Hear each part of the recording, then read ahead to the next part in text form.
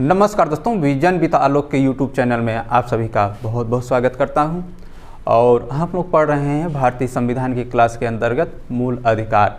इसके पहले की कक्षा में हमने मूल अधिकार में 5 मौलिक अधिकार को पढ़ा है, जैसे समानता के अधिकार, स्वतंत्रता के अधिकार, शोषण के विरुद्ध अधिकार, धार्मिक स्वतंत्रता का अधिकार और संस्कृत एवं शिक्षा का अधिकार। इसी क्रम में आज हम क्लास को जारी रखेंगे। जो स्टूडेंट पिछले क्लास को न पढ़े हों वो प्लेलिस्ट में जाके पढ़ लें। वास्तव में मूल अधिकार को अगर देखें तो अनुच्छेद 32 या संवैधानिक उपचारों का अधिकार एक ऐसा मौलिक अधिकार है जो मूल अधिकारों के साथ साथ ये अन्य मौलिक अधिकारों का रक्षक भी है, सुरक्षा भी करता है। एक बार डॉक्टर भीमराव अंबेडकर से पूछा गया कि संविधान का वो कौन सा अंश है, वो कौन सा अनुच्छेद है जिसे निकाल देने से संविधान शून्य हो जाएगा। तो उन्होंने बहुत सुंदर जवाब दिया। उन्होंने कहा कि अनुच्छेद 32 संवैधानिक उपचारों का अधिकार संविधान से निकाल देने पे शून्य हो जाता है और अनुच्छेद 32 संविधान की आत्मा या हृदय है। तो दोस्तों, डॉक्टर भीमराव अंबेडकर को जोड़ के अगर सवाल पूछें कि डॉक्टर भीमराव अंबेडकर के अनुसार संविधान की आत्मा कौन सा अनुच्छेद है, संविधान की आत्मा कौन से भाग को कहा गया है, तो इसका जवाब होगा संवैधानिक उपचारों का अधिकार या अनुच्छेद 32। लेकिन सामान्य तौर पे अगर आपसे कोई सवाल करे कि बताइए संविधान का आत्मा, संविधान का हृदय किसे कहा जाता है, तो दोस्तों आपका जवाब होना चाहिए संविधान की प्रस्तावना। संविधान का जो दर्शन है, प्रियम्बल है, वास्तव में वही संविधान की आत्मा है, क्योंकि वो पूरे संविधान का निचोड़ है, पूरे संविधान का दर्शन प्रस्तुत करता है, तो उसे ही आत्मा मानना चाहिए। और अंबेडकर का नाम जोड़ के पूछे तो अनुच्छेद 32।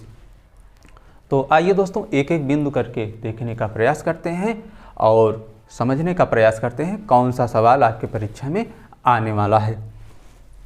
पहली लाइन जो है हमने लिखी है कि यह मतलब जो फंडामेंटल राइट है, यह मूल अधिकार के साथ साथ यह मूल अधिकार के साथ साथ अन्य मौलिक अधिकारों का, फंडामेंटल राइट का रक्षक भी है।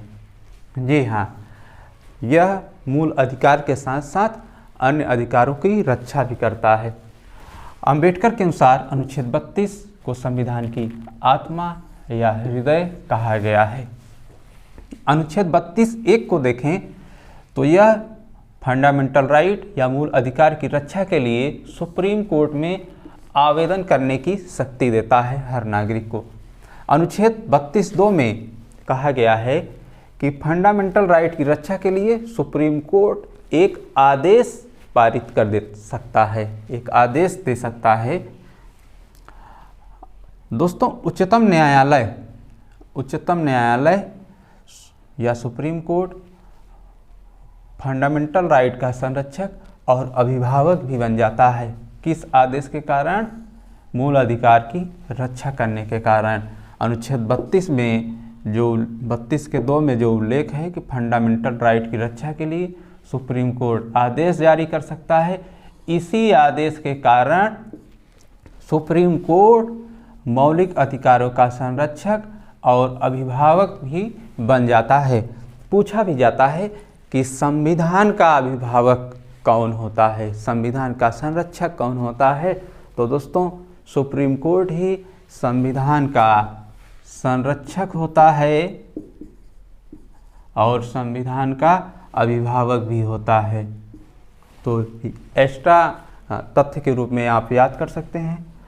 अनुच्छेद 226 की बात करें तो इसमें उल्लेख है कि हाई कोर्ट भी मूल अधिकार की रक्षा के लिए रीट जारी कर सकता है। हाई कोर्ट मूल अधिकारों की रक्षा के लिए रीट जारी कर सकता है, इसका उल्लेख अनुच्छेद 226 में है। और साथ ही साथ हाई कोर्ट को मौलिक अधिकार के अलावा अन्य अधिकारों की रक्षा के लिए विवेकाधिकार की शक्ति प्राप्त है। इसलिए ऐसा माना जाता है कि हाई कोर्ट को सुप्रीम कोर्ट के तुलना में फंडामेंटल राइट की सुरक्षा के लिए ज़्यादा अधिकार प्राप्त हैं। दोस्तों, अनुच्छेद 32(2) का एक और ऐतिहासिक महत्व है। वो क्या है? अनुच्छेद 1980 में सुप्रीम कोर्ट के एक महान न्यायाधीश हुए पीएन भगवती ने जनहितवाद की आधारशिला रखी थी।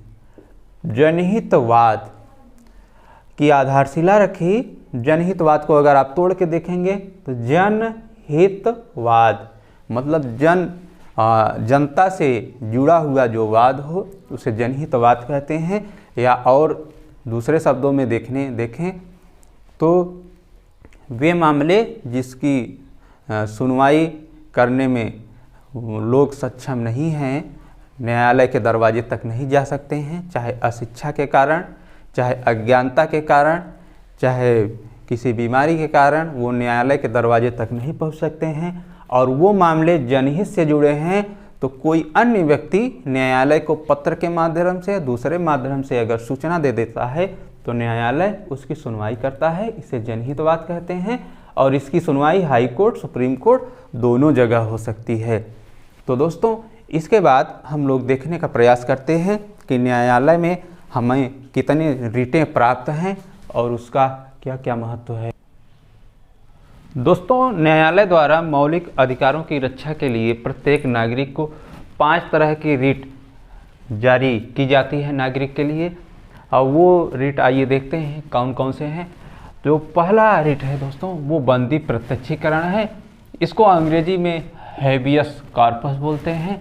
इसका जो शाब्दिक तात्पर्य होता है, शरीर लेकर आओ या सशरीर हमारे समक्ष प्रस्तुत हो। दोस्तों, यह सबसे पुरानी रीट है। बंदी प्रत्यक्षीकरण और स्वतंत्रता की सबसे बड़ी गारंटी देती है। इसके तहत कहा जाता है कि किसी गिरफ्तार व्यक्ति को जिसने गिरफ्तार किया है वह बंदी को मजिस्ट्रेट के सामने, न्यायालय के सामने प्रस्तुत करे, और अगर गिरफ्तार किए जाने का कोई उचित कारण नहीं है तो उसे तुरंत रिहा किया जाए।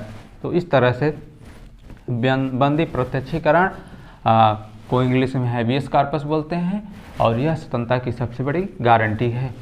दोस्तों, परमादेश एक ऐसा रिट है जिसे मैंडबस के नाम से अंग्रेजी में जानते हैं, और इसका शाब्दिक अर्थ होता है हम आदेश देते हैं। हम आदेश देते हैं। यह उस व्यक्ति के विरुद्ध जारी किया जाता है, प्राइवेट हो व्यक्ति चाहे सरकार, प्राइवेट हो चाहे सरकारी, उस व्यक्ति के विरुद्ध जारी किया जाता है जो अपने कर्तव्यों का निर्वहन अच्छे से नहीं करता है। परमादेश को अगर शब्द में ही देखें, हम आदेश देते हैं, परम आदेश, हम आदेश देते हैं। क्या आदेश देते हैं? कि तुम अपने कर्तव्यों का अच्छे ढंग से पालन करो ना। तो इस तरह से परमादेशा रिट का भी अधिकार प्राप्त है। फिर प्रतिषेध रिट और उत्प्रेषण रिट, ये दोनों रिट जो हैं दोस्तों, ये न्यायिक रिटें हैं, प्रतिषेध और उत्प्रेषण। प्रतिषेध में क्या होता है कि वो न्यायिक रिट है जो उच्चतम न्यायालय द्वारा अपने कनिष्ठ न्यायालय या न्यायाधिकरण के विरुद्ध सुनवाई की जाती है। प्रतिषेध को प्रोहिबिशन बोलते हैं। इसका अर्थ है मना करना। तो कोई भी वरिष्ठ न्यायालय अपने कनिष्ठ न्यायालय को सुनवाई के दौरान जिस मामले में कनिष्ठ न्यायालय को सुनवाई का अधिकार नहीं होता है, तो उस मैटर को सुनवाई करने से मना कर देता है, कहता है आप इस मैटर को न सुनिए, मेरे पास ले आइए। तो प्रतिषेध है जो पूर्णतः सुनवाई से पहले वाला मैटर होता है।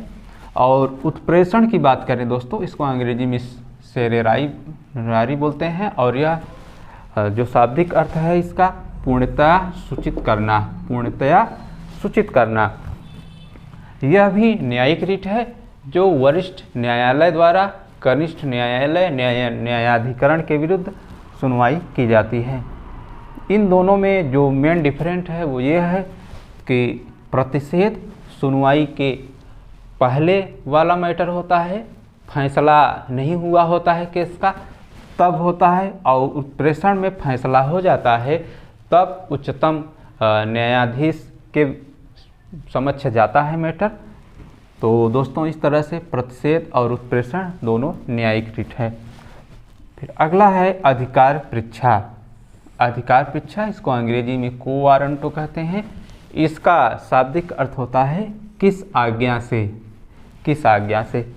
अगर कोई भी व्यक्ति किसी ऐसे पद को धारण कर लेता है जिसे धारण करने का अधिकार उसे नहीं है, तो उसके विरुद्ध न्यायपालिका अधिकार परीक्षा को वारंटो रिट जारी करती है और पूछती है आपने किस आज्ञा से, किस आदेश से इस पद को धारण कर लिया।